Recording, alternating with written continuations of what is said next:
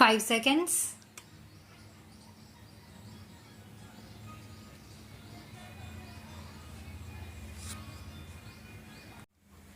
I am honored to be present here with President and Secretary General and other leaders at the launch of the UN Democracy Fund.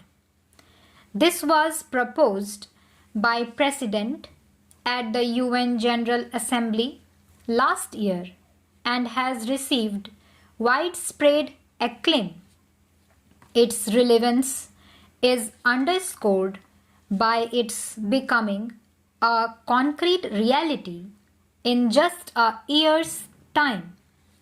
May I take this opportunity to express our solidarity with the people of New Orleans and other regions devastated by the destructive fury of Hurricane Katrina.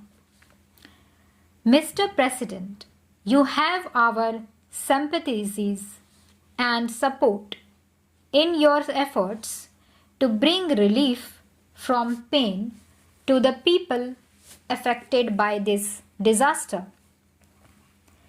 Excellencies, India is proud of its democratic heritage, which is rooted in the country's cultural traditions of tolerance, respect for different viewpoints, and a ready embrace of diversity.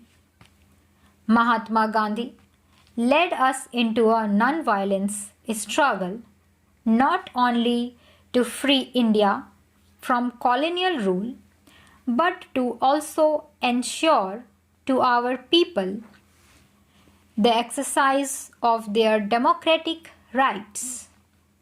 To him, it was clear that the end to colonial rule would mean very little unless the broad masses of the people of India were empowered with democracy.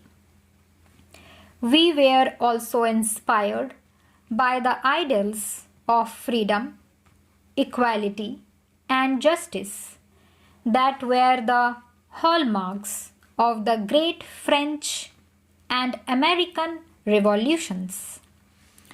India's awakening to freedom, in turn, inspired freedom movements in Asia and Africa. A whole family of independent and proud nations took their place on the world stage. India sympathized with and supported their struggle to become masters of their own destiny. For us, the democratic ideal is a common heritage of mankind. Those fortunate to enjoy its fruits have a responsibility to share its benefits with others. As the world's largest democracy, it is natural that India should have been among the first to welcome and support the concept of a UN Democracy Fund.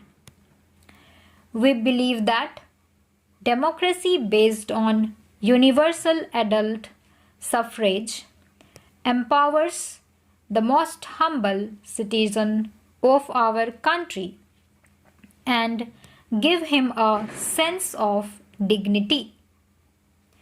Poverty, illiteracy, or socio-economic backwardness do not hinder the exercise of democracy. Quite the contrary, our experience of more than 50 years of democratic rule demonstrates how democracy is a most powerful tool to successfully overcome the challenge of development, but most of all, democracy alone gives the assurance that the developmental aspirations of the poorest citizens of our society will be taken into consideration by such programs. I bring the best wishes and felicitations of the people of India to this august assembly meeting in its historic 60th session. India has a special regard for the United Nations.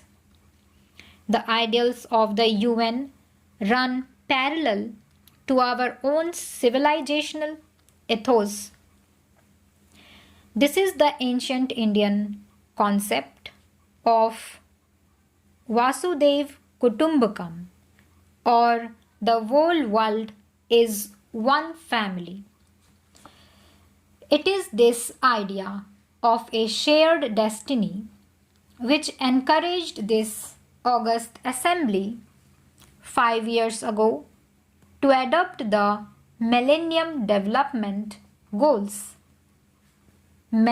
I take this opportunity to convey our deep condolences and sympathies to the government and the people of United States on the widespread destruction caused by Hurricane Katrina. At the turn of the century, there was growing recognition that the contemporary challenges of pandemic diseases, environmental depredation, and terrorism demand a global response. At the same time, there was hope and optimism. The world community welcomed advances in science and technology, which made it possible as never before in human history to confront these challenges. We had confidence in mobilizing the collective will and wisdom of nations to herald a new era of peace and prosperity. 5 years later, we find that the international community is generous in setting goals, slow in pursuing them. We must therefore make greater efforts to mobilize the needed resources to meet the Millennium Development Goals. This would be a wise investment for the future. Failure will only make our task in the future more difficult and more costly. We in the developing world face a dual challenge: the domestic one of managing political, economic, and social change in an environment of rising expectations and growing disparities, as well as the global challenge of securing an international environment conducive to meeting our developmental aspirations. These challenges are interlinked, and success or failure will affect us all. We welcome the agreement reached on the draft outcome document to be adopted tomorrow. It is a roadmap for the work ahead to reorient the organization to meet the challenges of the present. India will be a willing participant in this process. All of us assembled here recognize that the United Nations is in need of urgent and comprehensive forms. The management of global interdependence requires strong international institutions, and a rule-based multilateral system. The reform of the United Nations must be based on this principle. It must include the expansion of the United Nations Security Council in both permanent and non-permanent categories of membership. Unfortunately, the United Nations suffers from a democracy deficit. Its structure and decision-making processes reflect the world of 1945 as such, not the world of year 2015. Unless the UN becomes more representative of the contemporary world and more relevant to our concerns. Stop.